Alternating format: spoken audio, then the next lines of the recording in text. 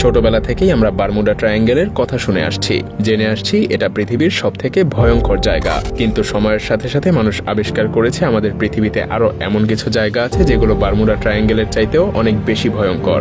সেসব জায়গাগুলোতে হাজার হাজার বছর ধরে ঘটে আসছে নৃশংস সব ঘটনা, যেখানে মানুষ গেলে আর কখনোই ফিরে আসে না। তো চলুন ঘুরে আসা যাক এই শহরে কোলাহল থেকে হাজার হাজার মাইল দূরে অবস্থিত জনবিচ্ছিন্ন এসব মৃত্যুফাত থেকে। কোভেগলি আইল্যান্ড, এটা উত্তর ইতালির ভেনিস এবং লিডোর মধ্যে অবস্থিত একটা ছোট্ট দ্বীপ। এটাকে বলা হয় ভূতের দ্বীপ বা নো রিটার্ন দ্বীপ। এখানে একটা পরিত্যক্ত মানসিক হাসপাতাল আছে। বলা হয়ে থাকে এখানে 1920-এর দশকে ভয়াবহ সব কেমিক্যাল নিয়ে পরীক্ষা নিরীক্ষা করা হতো। আজ থেকে প্রায় 600 বছর আগে ইউরোপে প্লেগ রোগ মহামারী আকারে ছড়িয়ে পড়েছিল। এতে ইউরোপের প্রায় 3 ভাগের 1 ভাগ মানুষ মারা যায়। সেই সময়টাতেও এই দ্বীপটা ব্যবহার করা হতো। যে কারোর মধ্যে প্লেগ রোগের কোনো লক্ষণ দেখা দিলে তাকে এই দ্বীপে এনে ফেলে রাখা হতো। এছাড়াও অসংখ্য মানুষকে গণকবরও দেয়া হয়েছিল এই দ্বীপে। অনেককে আবার পুড়িয়েও মারা হয়েছিল বিভিন্ন সংক্রামক সব রোগের জন্য। ইতিহাসে দ্বীপটাতে এতটাই নৃশংস ঘটনা ঘটেছিল যে এখন ইউরোপের মানুষ এখানে আসতেই ভয় পায়। রান ইট আইল্যান্ড, এই দ্বীপ প্রশান্ত মহাসাগরের মার্শাল দ্বীপপুঞ্জের 40টা দ্বীপের মধ্যে একটা।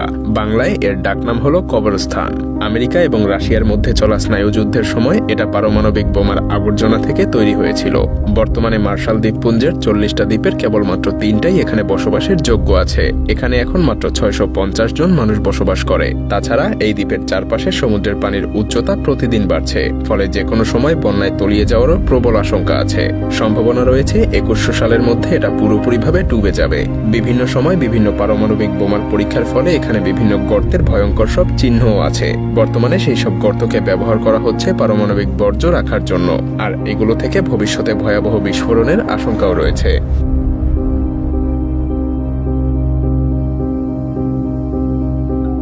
সাবা আইল্যান্ড, এটা 18 বর্গ কিলোমিটার জুড়ে বিস্তৃত একটা আগ্নেয়গিরির দ্বীপ, যা আমেরিকার সেন্ট মার্টিন থেকে প্রায় 50 কিলোমিটার দক্ষিণে অবস্থিত। অনেকেই এই দ্বীপটাকে কুইন বলে থাকে। এর উচ্চতা প্রায় 877 মিটার। এই দ্বীপের মোট বাসিন্দা আনুমানিক 1800 জন।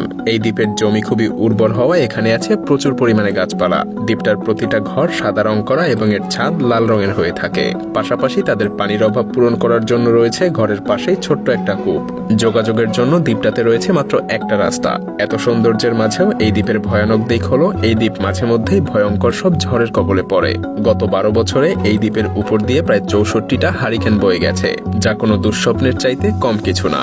এমনকি যে কোনো সময় এই দ্বীপটা ডুবে যাওয়ারও প্রবল সম্ভাবনা রয়েছে।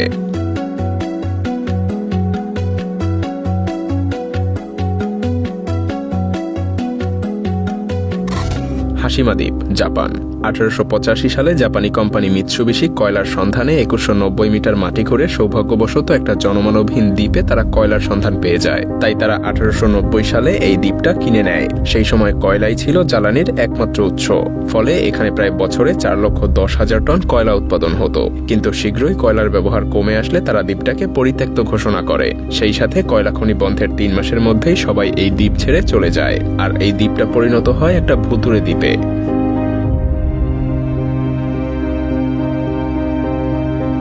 সেন্ট কিল্ডা, যুক্তরাজ্য।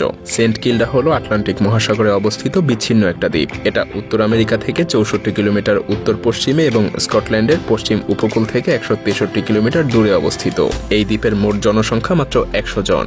1851 সালের পরে সম্ভবত জনসংখ্যা কখনো 180ও ছাড়ায়নি। এখানে এখন যারাই বসবাস করে তারা সবাই মূলত চাকরিজীবী। এই দ্বীপগুলোতে পুরনো যুগের অনেক স্থাপনা আছে।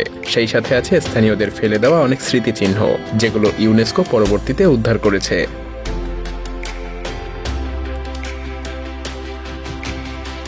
ট্রিস্টান ডা কুনহা, দক্ষিণ আফ্রিকা।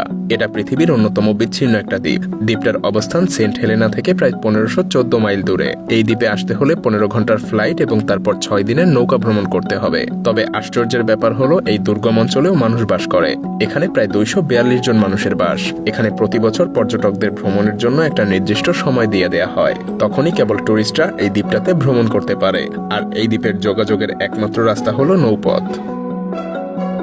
রক আইল্যান্ড নামটা শুনে আপনারা যদি স্বর্গীয় কোনো দ্বীপের কথা ভাবেন তাহলে ভুল ভাবছেন, কারণ এই দ্বীপ বিশ্বের সবচাইতে দুর্গম স্থানগুলোর মধ্যে একটা। এটা আয়ারল্যান্ডের উপকূল থেকে 270 মিটার দূরে একটা ছোট জনবসতিহীন দ্বীপ। দ্বীপটার অবস্থান সমুদ্রপৃষ্ঠ থেকে প্রায় 65 ফুট উঁচুতে। এমনকি এই দ্বীপটা বিশ্বের 7টা বিপজ্জনক দ্বীপের মধ্যে জায়গা করে নিয়েছে। মজার ব্যাপার হলো, অনেকেই মনে করেন এখান থেকে চাঁদে যাওয়া সব থেকে সহজ।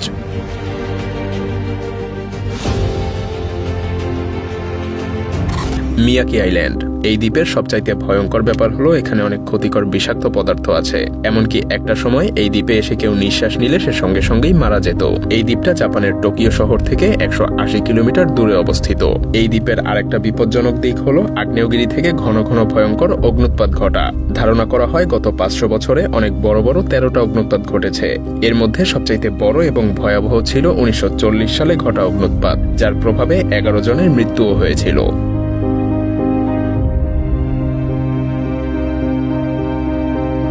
পাপুয়া নিউগিনি এমন মানুষ খুঁজে পাওয়া কঠিন যারা কিনা পাপুয়া নিউগিনির নাম শোনেনি। এখানে প্রায় 700টা ভিন্ন ভিন্ন ভাষা এবং কালচারের মানুষ একসাথে বাস করে। তবে এখানে ভ্রমণ করতে যাওয়া আর ইচ্ছে করেই নিজের পায়ে কুড়াল মারা যেন একই কথা, কারণ যে কোনো মুহূর্তে আপনি এখানে ছুরি দিয়ে আঘাত পেতে পারেন। তাছাড়া সারা বছর এই দ্বীপে প্রাকৃতিক দুর্যোগ লেগেই থাকে।